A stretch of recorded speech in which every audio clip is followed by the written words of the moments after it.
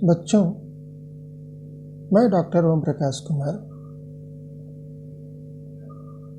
एक बार फिर उम्मीद करता हूं कि आप लोग अच्छे होंगे। बच्चों,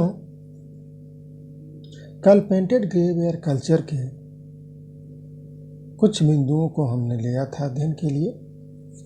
आज शेष बिंदुओं की चर्चा करेंगे। कल के जो मुख्य बिंदु थे जिनको हम लोगों ने कंप्लीट किया था वो विस्तार, एक्सटेंट, कालानुक्रम, क्रोनोलॉजी, अधिवास प्रक्रिया, सेटलमेंट पैटर्न, प्रयोक्ता, ऑथरशिप की चर्चा थी। आज जो हम लोग चर्चा करेंगे वह भौतिक अवशेष, कल्चरल मटेरियल से लेकर के उपसंहार तक बात होगी। भौतिक अवशेषों में मृदभांड, धातुकी में लौह धातुकी, ताम्र धातुकी और स्वर्ण धातुकी पर चर्चा होगी। इसके बाद भौतिक अवशेषों में शीशाकारी, वस्त्र, मनकी, गुट्टी, ठेल की मुरें या पासे, मिट्टी के खिलौने और मूर्तियों पर चर्चा होगी। भौतिक अवशेषों के अतिरिक्त कृषि, पशुपालन एवं खाद्यान्न, अग्निकुंड तथा उपसंहार तक चर्चा की जाएगी। भौतिक अवशेषों में जो पहला है वो मृदभांड है। तो ये मृदभांड को चिकनी और मिश्र मिट्टी से तैयार करते थे। जब चित्रित धूसर मृदभांड संस्कृति के निर्माता मिट्टी को लाते थे तो उस मिट्टी से जितनी भी अशुद्धियाँ थीं, जस्ट लाइक कंकड़ आदि, सभी को साफ करते थे और उसके बाद उस मिट्टी को भिगाकर छोड़ दिया जाता था। अगले सुबह जब मिट्टी खिलकर तैयार हो जाती थी तो उसको बहुत अच्छे से तथा सावधानीपूर्वक मसला जाता था। मसलने के बाद जब मिट्टी तैयार हो जाती थी तो उसे चाक पर रख दिया जाता था। हालांकि मिट्टी के बर्तन चाक द्वारा भी निर्मित हैं और हाथ द्वारा भी निर्मित किए गए हैं। जब ये मिट्टी चाक पर रख दी जाती थी और गति प्रदान करके बर्तनों का स्वरूप प्राप्त कर लिया जाता था और ये बर्तन उतार कर नीचे रखे जाने के उपरांत जब हल्के सूख जाते थे तो इन बर्तनों को पुनः उस चाक पर चढ़ाया जाता था और चाक पर चढ़ाने के बाद इस चाक को गति प्रदान करके जब यह मिट्टी के बर्तन गतिमान अवस्था में हो जाते थे तो चाकू जैसी किसी पतली वस्तु से इनकी परत को छीलकर पतला कर लिया जाता था। चाकू जैसी वस्तु में जो बांस की चिपियाँ होती हैं, जैसे आप स्टोन एज में फ्लेक निकालते हैं, उसी तरह से पतले पतले सल्क निकाल दिए जाते थे और इनसे भी मिट्टी को छील करके, बर्तनों को छील करके पतला कर लिया जाता था। बर्तनों को थोड़ा सूखने एवं पकाने से पूर्व ही इन पर चित्रण कर दिया जाता था और ये चित्रण इसलिए पकाने के पूर्व ही कर दिया जाता था कि धीरे धीरे ये जो रंग है वह मिट्टी के बर्तनों के कोर तक चला जाएगा और यह अस्थायित्व प्राप्त कर लेगा। और जब इन पर चित्रण हो जाता था तो इन्हीं पात्रों को चित्रित धूसर मृदभांड कहा जाता था। जब तक इस पर चित्रण नहीं है तब तक ये चित्रित धूसर मृदभांड नहीं कहे जाएंगे। बर्तनों को एक विशेष आग में पकाया जाता था जिसमें तापमान क्रमशः कम होता जाता था। बर्तन समताप पर नहीं पक पाते थे, इसलिए लाल न होकर धूसर या सलेटी रंग के हो जाते थे। इंट्रोडक्शन में हमने बताया था कि जो पात्रों के प्रकार हैं उसी में खास तौर से जो पात्र प्रकार यहाँ पर दिख रहे हैं इन सभी को टेबलवेयर कहा जाता है। ये सभी खास तौर से जो पात्र टेबलवेयर कहे जा रहे हैं ये सभी टेबल पर लगाकर भोजन ग्रहण करने से संबंधित हैं। इसीलिए इनको टेबल वेयर कहा जाता है, मीन्स टेबल पर लगा करके प्रयुक्त किए जाने वाले पात्र प्रकार हैं। इसमें मुख्य रूप से कटोरे मिलते हैं, थालियाँ मिलती हैं और लोटा मिलता है। लोटा रोपण से प्राप्त है। बच्चों, जो हमने यहाँ पर आपके लिए एक प्लेट दिखाया है, इसमें आप सबसे नीचे देख सकते हैं कि जो पात्र है उसमें अंदर भी अलंकरण किया गया है। तो अलंकरण की हम बात अभी आगे करेंगे। अलंकरण, दाएं तरफ की जो स्लाइड है इसमें स्पष्ट हो रहा है कि किस किस तरह से अलंकरण है। हालांकि यह कंप्लीट नहीं है, लेकिन कुछ को दिखाने का प्रयास हमने किया है। इसमें जो अलंकरण बनाए गए हैं उसमें खड़ी पड़ी तिरछी रेखाएं हैं, बिंदु समूह है, संकेंद्रीय वृत्त बनाया गया है, कंसेंट्रिक सर्किल, अर्धवृत्त है, सिग्मा है, स्वास्तिक, ये सभी अंदर तथा बाहर दोनों तरफ बनाए गए हैं। जैसा कि पिछले स्लाइड में आपने अंदर देखा और यहाँ पर आप ऊपर देख रहे हैं। इस ऊपर में जो पहला वाला पात्र है उस पर आप देख रहे होंगे कि पड़ी रेखाएं हैं। उसके जब आप नीचे आइएगा तो कंसेंट्रिक सर्किल आपको दिख रहा है और सर्किल के बाद अर्धवृत्त नीचे दिख रहा है। उसके जस्ट नीचे जो पात्र है तीसरा वाला, उसमें भी कंसेंट्रिक सर्किल है। और नीचे जब आप आइएगा चौथा वाला पात्र है तो इस पात्र में आपको अर्धवृत्त दिख रहा है। इसी तरह से विभिन्न तरह के अलंकरण भी प्राप्त होते हैं। इन अलंकरणों को संजोने में मुख्य रूप से किन रंगों का प्रयोग किया गया है, तो आपको यहाँ रंग स्पष्ट हो रहे हैं। किस तरह के रंगों का प्रयोग किया गया स्लाइड में दिख रहा है। वैसे इसमें काले रंग का तथा कत्थई रंग का प्रयोग इन मृदभांडों को सजाने में या अलंकृत किए जाने में प्रयुक्त किया गया है। बच्चों, जो चित्रित धूसर मृदभांड संस्कृति है उसके साथ कुछ अन्य पात्र परंपराएं भी बन रही थी, या इसके निर्माता मुख्य पात्र परंपरा के अतिरिक्त कुछ अन्य पात्रों का प्रयोग भी कर रहे थे, जिसमें सादे धूसर मृदभांड है, ग्रे कलर का है जो प्लेन है, पेंटेड नहीं है।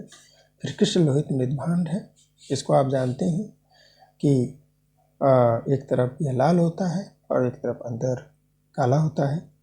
इसके बाद जो तीसरी पात्र परंपरा कृष्ण लेपित, या इस तरह की पात्र परंपरा है जैसे लगता है कि ऊपर से इस पर कालापन कुछ लगा दिया गया है। और चौथी जो पात्र परंपरा है वो लाल मृदभांड है। और लाल मृदभांड बच्चों नेचुरल कलर होता है, क्योंकि मिट्टी को जब पका दिया जाता है तो सामान्य ढंग से वो लाल ही हो जाती है। अगर इसमें कुछ नहीं मिलाया जाए तो यह इसका प्राकृतिक कलर होता है। इसमें जो पात्र बन रहे हैं वो घड़े हैं, मटके हैं, तसले हैं, किनारेदार हांडी है, कटोरे है, मर्दबान है, चषक है, ये सभी मुख्य रूप से प्राप्त होते हैं। अभी आपने देखा कि जो पिछली स्लाइड थी उसमें कहीं घड़े नहीं दिख रहे थे, लेकिन इन सब पात्र परंपराओं में आपको घड़े दिख रहे हैं, हांडी दिख रही है। धातकी में लौह धातकी, जोधपुर एवं अतरंजी खेड़ा से लौह गलाने की भट्ठियाँ मिली हुई हैं तथा हस्तिनापुर एवं जखेड़ा से लौह मल का भी साक्ष्य मिला है। अब भट्ठियाँ गलाने की मिल रही हैं लोहा, इसका तात्पर्य यह है कि ये लोग लोहे का प्रगलन भी करते थे, स्मेल्टिंग, और उस स्मेल्टिंग के दौरान जो एक तत्व प्राप्त होता है जो सॉलिड रूप में ऊपर से बूंद बूंद गिरते गिरते मिलता है, जब लोहा गलने लगता है, गलने के बाद जब वो करीब द्रव्य की दशा में हो जाता है तो बूंद बूंद चू करके नीचे आ जाता है। तो जो नीचे एक सॉलिड पिंड होता है उसी को आयरन स्लैग कहा जाता है, और इसी आयरन स्लैग से उपकरणों का निर्माण किया जाता है। अतरंजी खेड़ा, जखेड़ा, नोह तथा अल्लापुर आदि के उत्खननों से लौह उपकरण प्राप्त हुए हैं। कई स्थान तो हैं जिसमें आपने गलाने की भट्टी देखी है, आयरन स्लैग देखा, और कई पुरास्थल ऐसे हैं जहाँ पर उपकरण भी मिल रहे हैं। अकेले जखेड़ा से 185 लौह उपकरण प्राप्त हुए हैं। डॉक्टर शाही की ऐसी मान्यता है कि संभवतः जखेड़ा में फैक्ट्री रही होगी, या आप इसको उद्योग स्थल कह सकते हैं। इस संस्कृति में प्राप्त लौह उपकरणों को 4 वर्गों में वर्गीकृत किया गया है और यह जो वर्गीकरण है इन लौह उपकरणों की उपयोगिता के आधार पर किया गया है। इसमें प्रथम है गृह उपयोगी वस्तुएं, जिसमें सुई, चिमटा, चाकू, मछली पकड़ने की कटिया है, यह गृह उपयोगी वस्तुएं हैं। दूसरा कृषि उपयोगी वस्तुएं, जिसमें हंसिया, कुदाल, हल का फाल है और यह जखेड़ा के पूर्ववर्ती चरणों से मिला है। फिर बढ़ईगिरी उपयोगी वस्तुएं किल, छेनी और कुल्हाड़ी है और युद्ध अथवा आखेट में प्रयोग की जाने वाली जो वस्तुएं होती हैं उसमें बाणाग्र एवं भाले का साक्ष्य मिला है। तो आप देख सकते हैं कि जो PGW के लोग हैं वो खास तरह से लौह उपकरणों को बना रहे हैं और उनका उपयोग कर रहे हैं। ताम्र धातु की, जो ताम्र धातु की है इसके साक्ष्य भगवानपुरा, देवधेरी, नगर, कटपालो, हस्तिनापुर, अल्लाहपुर, अतरंजी खेड़ा के उत्खननों से प्राप्त हुए हैं। अतरंजी खेड़ा से प्राप्त ताम्र उपकरणों का केमिकल एनालिसिस किया गया है और इस रासायनिक परीक्षण से पता चला है कि इसमें टीन, सीसा तथा जिंक का मिश्रण करके बनाया जाता था, जिसमें क्रमशः इसका प्रतिशत 11.68, 9.00 तथा 6.28% तक था। अकेले जखेड़ा से 32 ताम्र उपकरण प्राप्त हुए हैं। इस संस्कृति में प्राप्त ताम्र उपकरणों को लौह उपकरणों की तरह ही 4 वर्गों में वर्गीकृत किया जा सकता है। इसमें गृह उपयोगी वस्तुओं में सुई, तस्तरी, दांत खोदने की सलाखा है और सौंदर्य उपयोगी में मनके, कड़े, नाक की किल, अंजन सलाखा, चूड़ियाँ एवं पिन आदि है। इसमें बच्चों हम अंजन सलाखा का आपसे थोड़ी सी चर्चा करना चाहेंगे। अंजन सलाखा एंटी मनी रॉड होती है जो आँख में काजल लगाने के लिए प्रयुक्त करी जाती है। जैसा कि आँखों में हाथों से भी काजल लगाया जाता है, लेकिन उंगलियों से काजल लगाने से अगर हमारे हाथों में किसी तरह का कोई इन्फेक्शन है तो हमारी आँखों में आ सकता है, कुछ लगा है तो हमारी आँखों को क्षति हो सकती है। और अगर अंजन सलाखा का प्रयोग किया जा रहा है और उसे सुरक्षित जगहों पर रखा जा रहा है तो आँखों में किसी तरह का संक्रमण या हानि होने से बचाया जा सकता है। तो इस प्रकार से चित्रित धूसर मृदभांड के लोग चिकित्सकीय ज्ञान से भी संभवतः परिचित रहे होंगे। चूड़ियाँ, पिन आदि यह सभी सौंदर्य प्रसाधन की वस्तुएं हैं। बढ़ई गृह उपयोगी कुछ वस्तुएं हैं जिसमें तांबे की छड़ है, छेनी है, कुल्हाड़ी है, छिद्रक है, क्लैंप है या पकड़ने का उपकरण है।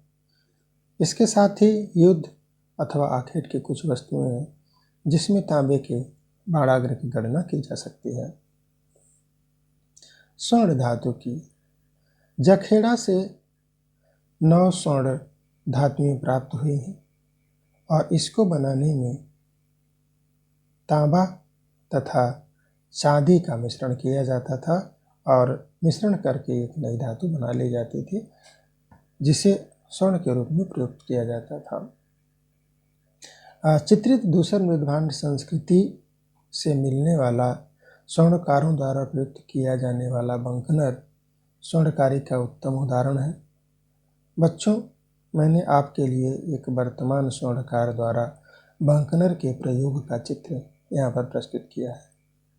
शायद आपके मन में एक प्रश्न उठेगा कि प्राचीन स्वर्णकार गैस कहाँ प्रयुक्त कर रहे होंगे। तो यह वर्तमान स्वर्णकार का है। बच्चों, एंशिएंट टाइम में यह जो यूज कर रहा है गैस, उसके जगह दीपक का प्रयोग किया जाता था। यह बंकनर की जो नली है वो तांबे की बनी होती है जो एक तरफ चौड़ी तथा दूसरे तरफ सकरी होती है। तो ये जो अभी यूज कर रहा है मुख में लगा करके यहाँ पर चौड़ी है और जिधर से अग्नि की तरफ किया हुआ है ये पतली है। इसकी उपयोगिता स्वर्णकार अग्नि ज्वाला को फूंक कर सोने के पास ले जाने तथा सोने पर देर तक अग्नि को प्रवाहित करके उसे गलाने का या जोड़ने का प्रयास करता है। इसके साथ ही 7 स्वर्णकारों द्वारा प्रयुक्त की जाने वाली छेनी, छिद्रक तथा एक टूटी घड़ियाँ भी प्राप्त हुई है। घड़ियाँ बच्चों यह कई तत्वों को मिला के बनाई जाती है, जिसमें मुख्य मिट्टी होती है और जब यह गर्म होती है तो टूटती नहीं है, और इसी में जो है कि स्वर्ण को गला करके लिक्विड के रूप में कर लिया जाता है और कालांतर में फिर उसे ठंडा करके एक सॉलिड फॉर्म बना लिया जाता है और उसमें से कटिंग कर करके सोने के जो ऑर्नामेंट है उनको बना लिया जाता है।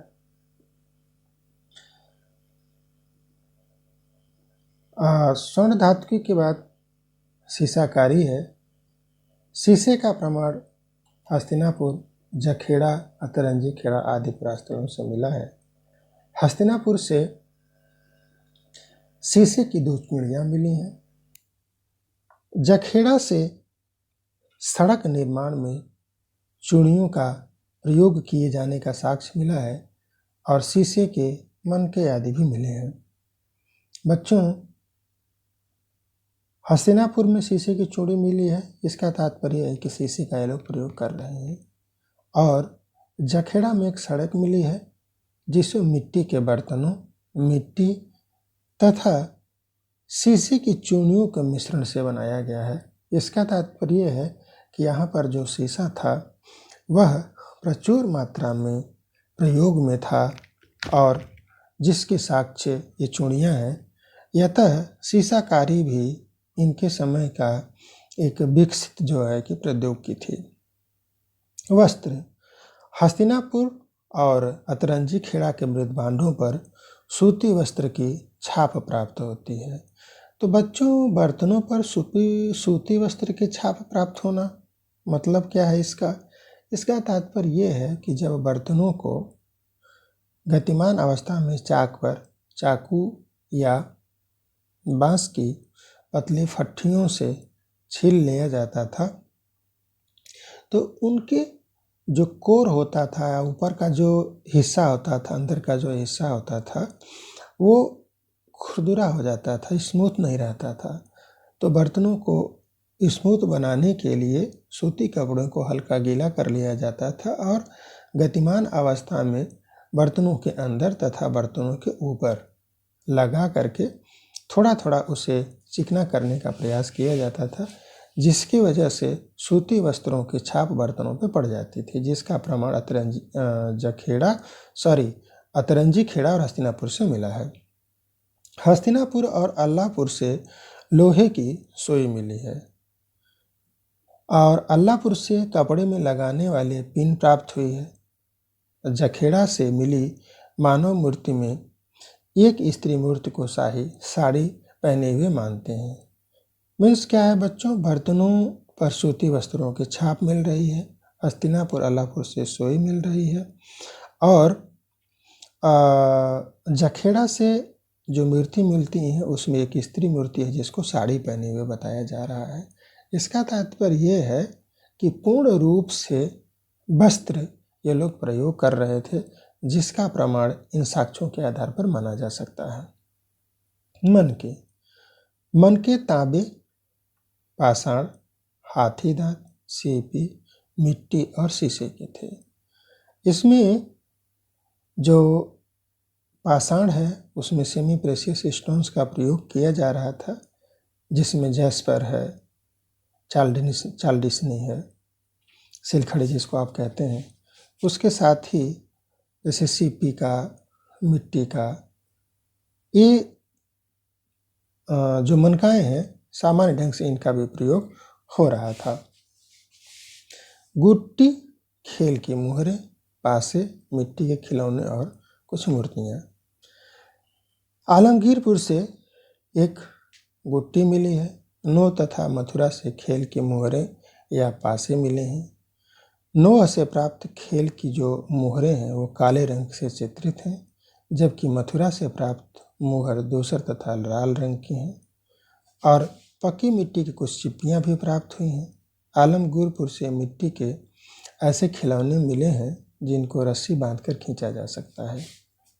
अब मूर्तियों में मानव मूर्तियाँ और पशु दोनों की मूर्तियाँ मिली हैं। अब बच्चों मैं इन थोड़ा सा पासों की बात करना चाहूँगा। ये जो पासे हैं, इन पासों पर 1, 2, 3 और 4 बिंदुओं के अंकन हैं। अब ये जो पासे हैं, इन पासों के स्वरूपों के आधार पर ऐसी मान्यता है कि संभवतः चौपड़ का जो खेल था उसमें जिस तरह के पासे प्रयोग किए जाते थे, ये शायद पासे उसी के रूप में प्राप्त होते हैं। ये मानव एवं पशुओं की जो मूर्तियां हैं, इसमें जो पशु हैं, पशु में भेड़े की मूर्ति मिल रही है, बैल की मिल रही है और घोड़े की मिल रही है। जो मानव मूर्तियां हैं, ये मानव मूर्तियां 3 मिली हैं जो जखेड़ा से है, और ये जो जखेड़ा से मानव मूर्तियां मिली हैं, एक इसमें पुरुष है और 2 स्त्रियां हैं। जबकि इनकी जो बनावट है, उनका जो मुख्य आदि है, वो इस तरह से बनाया गया है जैसे लगता है कि उंगलियों से दबा दबा करके उनका स्वरूप दिया गया है। इसमें एक मूर्ति है जो शाही के द्वारा साड़ी पहने हुए पहचानी गई है। कृषि, पशुपालन एवं खाद्यान्न इन लोगों के जीवन का मुख्य आधार था, जिसमें कृषि के साक्ष्य के रूप में हस्तिनापुर से चावल के अजले दाने तथा अन्य पुरास्थलों से प्राप्त मृद भांडों के टुकड़ों में धान की भूसी पाई गई है। 9 से जौ के प्रमाण मिले हैं और अतरंजी खेड़ा से PGW की पूर्ववर्ती संस्कृति OCW में अन्य फसलों के साथ गेहूं उगाए जाने के साक्ष्य हैं। मीन्स क्या कृषि के संदर्भ में जानकारी है कि जो हस्तिनापुर है और कुछ अन्य पुरास्थल हैं, वहाँ से जो मिट्टी के बर्तन मिले हैं उसमें धान की भूसी मिलाए जाने के साक्ष्य हैं। इसका तात्पर्य यह है कि धान उगाया जा रहा होगा तभी भूसी प्राप्त हुई, और ये पर्याप्त मात्रा में मिल रही है क्योंकि बर्तनों में पर्याप्त मात्रा में उसको मिलाया गया है। इस आधार पर यह कहा जा सकता है कि ये लोग धान का उत्पादन मुख्य रूप से करते थे। इसके बाद जो जौ है यह सीमित मात्रा में मिला है, और ऐसी मान्यता है कि OCPW में जो अतरंजी खेड़ा में निचला वाला जमाव है, OCPW में गेहूं का उत्पादन हो रहा था।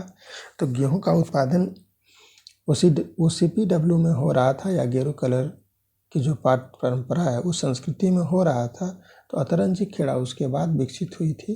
तो संभवतः इसमें भी गेहूं का उत्पादन हो रहा होगा। और सिंचाई के लिए बताया जा रहा है कि ये लोग कूपों से सिंचाई कर रहे थे, जो कुएं हैं उनसे सिंचाई कर रहे हैं।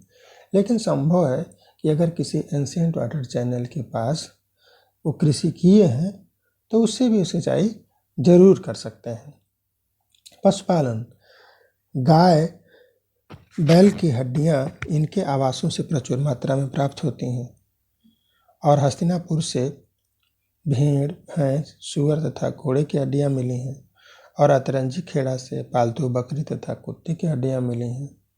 अब गाय बैल की हड्डियां मिल रही हैं, भेड़, भैंस, सूअर, घोड़े की हड्डी मिल रही है, बकरी और कुत्ते की हड्डी मिल रही है, और ये सभी पालतू हैं। इसका तात्पर्य यह है कि PGW के निर्माता इन पशुओं का पालन कर रहे थे। अब इनका खाद्यान्न कैसे था जिस पर जीवन बसर संभव था? खाद्यान्नों को भूनने और पकाने में चूल्हों की भूमिका महत्वपूर्ण होती है। अतरंजी खेड़ा से चूल्हा मिला है, जिससे यह प्रमाणित होता है कि ये लोग अपने अन्नों को अधिकांश में पका करके ग्रहण करते रहे होंगे। धान तथा जौ की खेती ये लोग मुख्य रूप से कर ही रहे थे, जिसके प्रमाण बर्तनों में भूसी और जौ के साक्ष्य के रूप में 9 से मिले हैं। तो इस आधार पर ये 2 फसलों का प्रयोग कर रहे थे अपने खाद्यान्न के रूप में। पालतू पशु में गाय, बैल, भैंस, सूअर आदि की अधजली तथा कटी हुई अस्थियां कई पुरास्थलों से मिली हैं। इसका तात्पर्य यह है कि जो गाय है, भैंस है और जो बकरी है, इसको वो लोग पाल रहे हैं, तो इसका वो लोग दूध भी यूज कर रहे होंगे, और कुछ पशुओं की जो अस्थियां मिल रही हैं, जो कटी हैं, अर्ध जली हैं, वो ये प्रदर्शित करती हैं कि ये लोग इनको भून करके या फिर इनके टुकड़े अलग अलग करके इनको प्रयोग कर रहे थे, जिसकी वजह से जली और कटी हुई हैं। अतः ये लोग मांस और दूध का भी प्रयोग दोनों एक साथ कर रहे होंगे। इसके साथ ही जंगली पशुओं में हिरण की अस्थियां मिली हैं। तो हिरण का शिकार किया जाता था और ये प्रीहिस्टोरिक टाइम से था और अभी भी जनजातियां शिकार कर रही हैं। तो PGW लोग इसके बीच की संस्कृति के लोग हैं। इस आधार पर यह माना जा सकता है कि ये लोग इनका जो है कि मांस भी ग्रहण कर रहे होते हैं। जल जीवों में मछली, कछुए तथा घोंघे की अस्थियां मिली हैं। ये सभी जल जीव आज भी ग्रहण किए जाते हैं। तो संभव है ये लोग भी इनका प्रयोग अपने खाद्यान्न में करते रहे होंगे। अग्निकुंड, जखेड़ा से अग्निकुंड मिला है और यहाँ पर जो है कि जले हुए धान के दाने तथा जली हुई अस्थियां मिली हैं। इस आधार पर ऐसा माना गया है कि इस अग्निकुंड में अन्न तथा मांस की आहुति दी जाती रही होगी, जिसके साक्ष्य के रूप में अर्ध जले दाने तथा अस्थियां प्राप्त हुई हैं। उपसंहार, चित्रित दूसर मृदभांड संस्कृति एक समृद्ध सांस्कृतिक विरासत को अपने में समेटे हुए थी। यद्यपि यह ग्राम संस्कृति थी, फिर भी इसकी प्रौद्योगिकी उन्नति थी और हर प्रौद्योगिकी में आप देख सकते हैं, चाहे वो ताम्र हो, स्वर्ण हो, लौह हो, शीशा हो, सभी उत्तम अवस्था में इनकी प्रौद्योगिकी थी। इसने जो सांस्कृतिक विकास की आधारशिला रखी थी, उसी पर द्वितीय नगरीकरण का आरंभ हुआ था। द्वितीय नगरीकरण का आरंभ आज वर्तमान भारत में अपनी पूर्णता को प्राप्त है। इस प्रकार इसकी देन भारत भूमि में आज भी जीवंत कही जा सकती है। धन्यवाद।